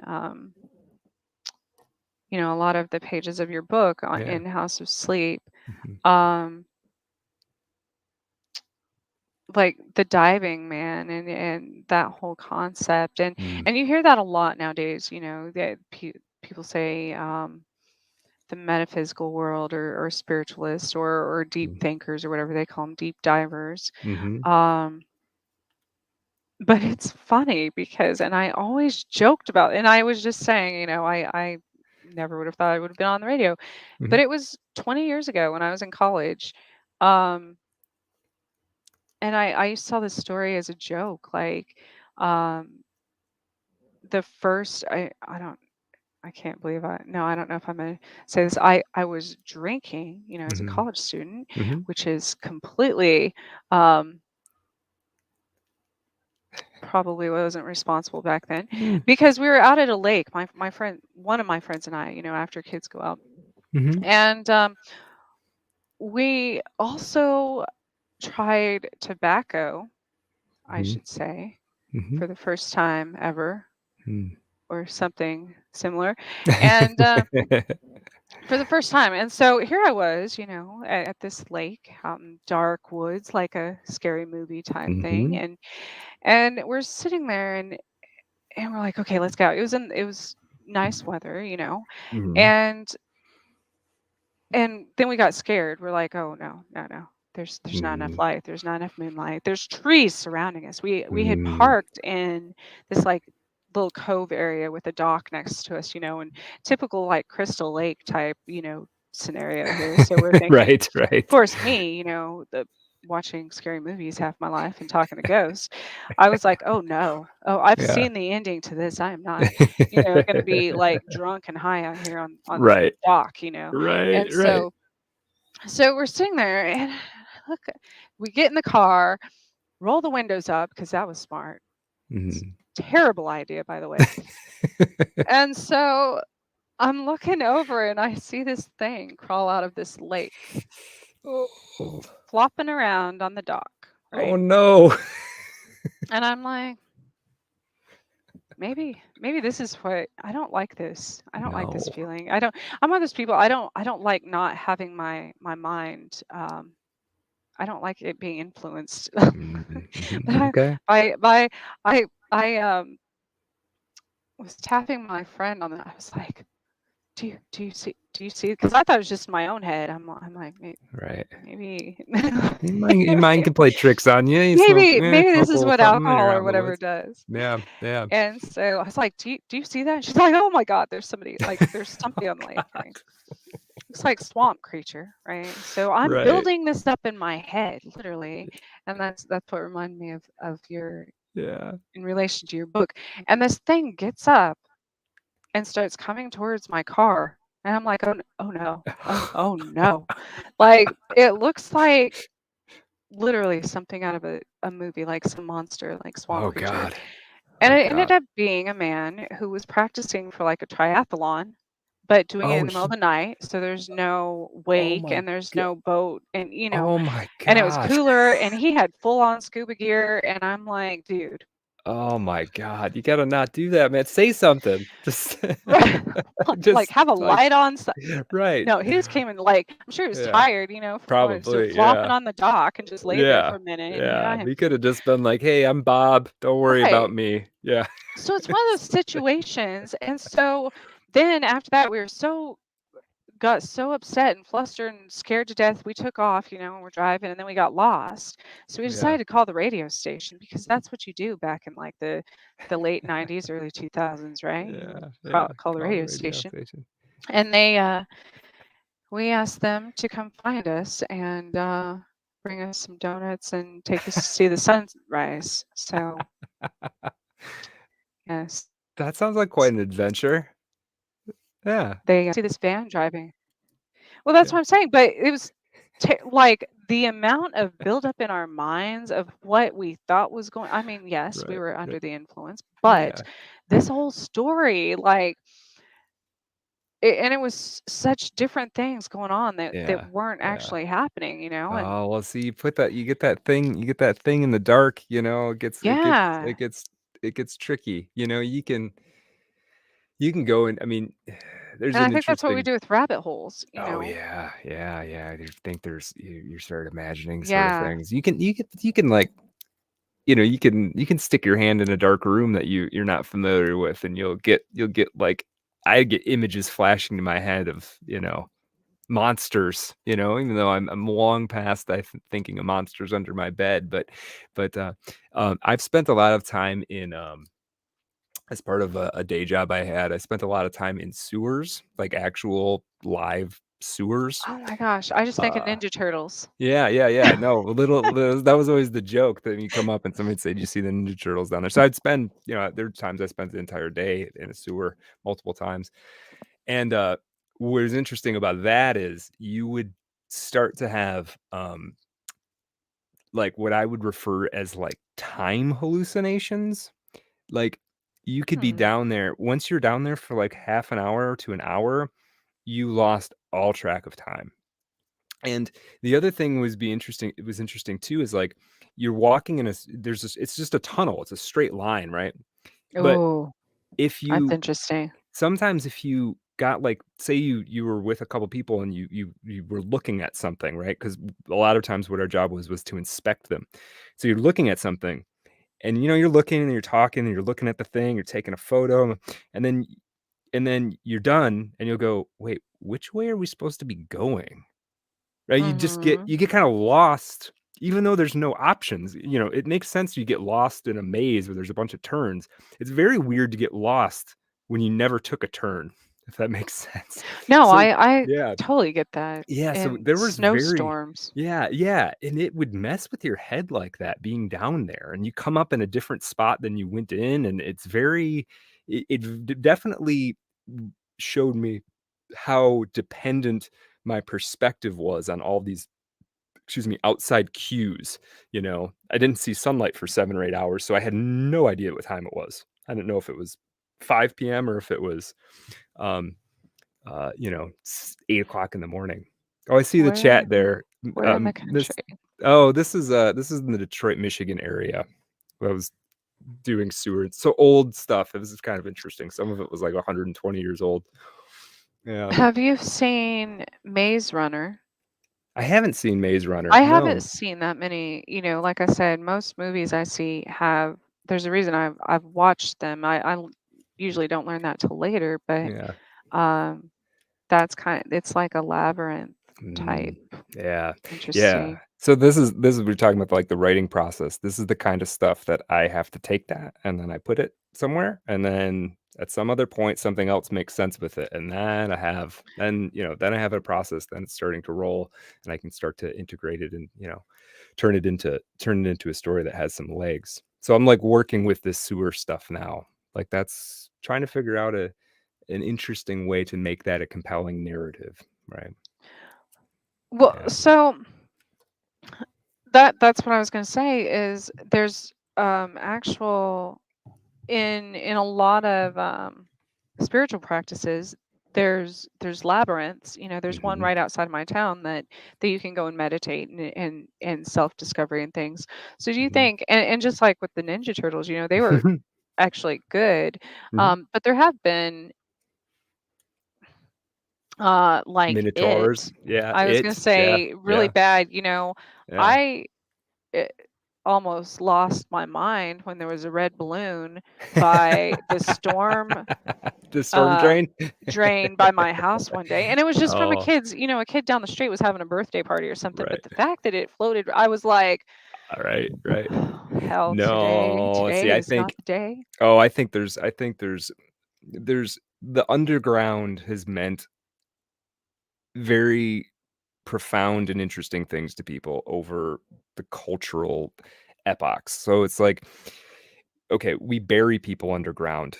There's practical reasons for that, but it goes deeper than that too. I mean, the cave art. I've been reading a lot about cave art. The lengths that ancient people went to access these Yes. areas to paint these. It the significance it must have held to them Hmm. is astronomical. You know, around the time when Christianity was coming into being, after the time of Christ, there was another religion that was quite popular called Mithraism. And part of Mithraism, and there's temples all over Europe to Mithras, Huh. was Okay. they were underground. They're all underground. They're these they're like basement temples that you would go down into, right? And this is just we've always had this relationship to the underground stuff. We hide things there. We hide from things there. I spent some time in Turkey where they have these large underground, they call them cities, which makes it sound like they're still active, but they're not, where people went and built living capacity for thousands of people underground with very small access points. And that was to hide from, They invaders have or those in whatever. Kansas. There's Do they? actually a metropolis in Kansas City. Right. There's businesses underground. They're not in That's operation now, right. Right. um, Right. So but we've always had this relationship. It's another world down there, but it's kind of like ours. And it's a place where our imagination kind of populates that space down there. It's very interesting. That's the sort of symbol I'm thinking about the most these days. it's funny that this entire theme today, even at my work, there it was like on History Channel was on, and it mentioned in different countries things being buried underground, but there was an entire I was trying to think of on the same theme of House of Sleep, how you can think of that in other manners, just the Mhm, name of your title.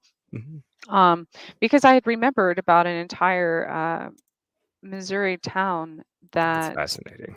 I'm went gonna to look that up. sleep. Whoa, Um, really? yeah. And they Ah, didn't know like and that one ended up being a government project, but then there was another one in might have been around Turkey or somewhere. I know it was in that vicinity. And this hmm. entire they like scientists, research, nobody could figure out why this like 2,000 people couldn't stay awake, and everybody became Whoa. terrified of going to sleep because they'd go into like a coma. I mean, Right, that right, like right. literal like 2-3 weeks and come out of this sleep and not know what happened, or like Wow. just fall asleep on the road driving, and it happened to the entire town, and they had tested for like radon and Right. radiation and Gas and um, stuff yes, probably. Yeah. carbon dioxide, all kinds of stuff. Yeah. Wow. And it ended up being um, the uranium mines underneath them. I mean, it caused Right. people to have like seizures, so, Right. but the Oh, entire town, they thought it was some like sci-fi, like right. they're like it was like a sleep monster, like they Yeah, were it's afraid right, right. It's to go to terrifying. It's sleep. inexplicable, right? Yeah, it's terrifying. And so that was on another synchronicity with me coming. I had started reading it back when you were on Chasing, Yeah, and got busy to shut. But sure. everything happens for a reason. Like we Mhm. always, you know, everything happens in my life, anyways, my beliefs exactly when it's meant to. Mm. So recently, I I haven't had Lyme disease in a long time. I've been pretty healthy over the years, and I had a relapse in the Oh. last month or two. And with Lyme disease, you sleep a lot. Like, Hmm. well, I mean, I couldn't, but I was incredibly like I couldn't stay awake. It's almost like narcolepsy to some point. Right. And for a psychic or a medium, to some extent, that's terrifying because that's Mm. how people access your brain. And Is when you're especially with sleeping? yes, and especially with abductions and stuff, because a lot of times, extraterrestrials, that's when they make you go to sleep. They hypnotize you and they make you go to sleep, and then that's when they Right. take you. So for Right. me, that's a very triggering thing. And to not be able to Right. control that and just like fall asleep, I was like, here I am, like all these other, making my own horror story essentially Right. because Whoa. of an illness or whatever. So Wow. it's interesting. Wow. Huh. Well, I'm sorry to hear you had a relapse. I have some personal experience, not myself, but other people with Lyme disease, and that is nasty. Yes. That's that's Yes. that's terrible. It's actually, this isn't a plug, but this is another synchronicity. Daniel in House of Sleep is afflicted by a pretty serious disorder of some kind, and that was inspired by, I don't name it in the book, and because I wanted to take creative liberties with it, but that was inspired by people I know who had Lyme disease and were really seriously impacted by it. So, yeah, my Yes, thoughts and and that prayers are with you, holding that at bay. I know how terrible well, that is. no, but that's what I'm saying is amazing about your book because with the numerous personalities of characters, I mean, I could relate to many of them, but I think that's what draws people in, and that's what makes it, Mm, almost at the time when I was reading it, I couldn't physically do a lot because of Lyme mhm. disease, and I started reading your book. Yeah, That's an escape, and that helps people, yeah, it's and yeah, so yeah. especially if you can relate to it. So I Right, I think that's amazing. right, right. Hmm. Gosh, Brad, tell people how to find you again. Sure. We've Yeah. already it's already been 2 I hours, like, know. That was again. great. It's been great. It's lovely to talk to you. Yeah, the easiest way to find me is on Twitter, Brad Kelly, just Bradkelly. I also have a website where you can find House of Sleep. Um, you can find my writings on the tarot, short stories. That's Brad Kelly-esque. That's esque.com. I also have links to Art of Darkness on there, our podcast about the dark side of creativity as told through the life stories of a variety of artists, people from William S. Burroughs to Johnny Cash to actually Pamela Coleman Smith, the artist behind the Rider-Waite-Smith tarot deck. We did an episode on, dug into her life, and it was fascinating. Um, Mostly writers because we're writers. James Joyce, Philip K. Dick. I'm working on an episode now on Hieronymus Bosch, who, if people don't know, is this painter from the 1400s who painted Garden of Earthly Delights, these amazing, Oh, yeah. insane triptychs with demons and hell and all of that. So trying to tell the life story about him, and nobody knows anything about his life. So I might have bit off a little more than I can chew, but it should be fun. You can find that our show at artofdarkpod.com. New episodes as often as we can crank them out. And excuse me. Also, if you want a tarot reading, I have a contact form on my website on the tarot page. Hit me up, and we'll see what we can do. So, yeah. Yes. That's so cool. Oh my goodness. Speaking of Yeah. which, let me just a second. Sure. Yeah. Yeah. Trish is going to grab something. Yeah, I guess the other thing I should say too is the House of Sleep, the first third of it is available for free in audio. So if you go to the website, bradkellyesque.com, it'll take you to the House of Sleep page. You can click on audio. You can listen to the first third of it in like Spotify or whatever. I was going to say, when you said that, and I don't even know why I brought these home. Like I did these a long time ago, Hmm. and um, but I never finished them, as I don't until in paintings. And I just thought the other day, I'm like, I'm gonna bring that home. I'm gonna put some like monsters and ghosts and stuff in my trippy Whoa. Oh, I garden. love this. It's like Yeah. but you were just talking about the Yeah. Yeah. garden. That does Yes. look excuse me, that does look Boschian. That's very Just cool. a Yeah. synchronous, and I Yeah. left it sitting right here by my Anyways, another synchronicity. Now I'm Yeah, gonna have to absolutely. think on that one. Absolutely. Well, yeah, this was so But much fun. Thank you so much for having me back. That was yes, this has been great. absolutely. It's been a pleasure. I'll have to have you again in the future. I'm gonna take anytime. notes on things that I'm like, Anytime. ooh, Yeah. we'll have to dive into that subject. Yeah. And then Yeah. I'll make a whole, it'll be like an alphabet of lists. Yeah, that's okay. That's okay. We'll find something to talk about one way or the other. Yeah. Brad, it's been a pleasure. Thank you. Mhm. Listeners, thank you for joining us. Yeah. Obviously, um, we are rebroadcast on every major podcast. You can find us, and be sure to join me next week as well. Now that my show's 2 hours, so thank you all, and have a good night. Good night, Brad. Good night.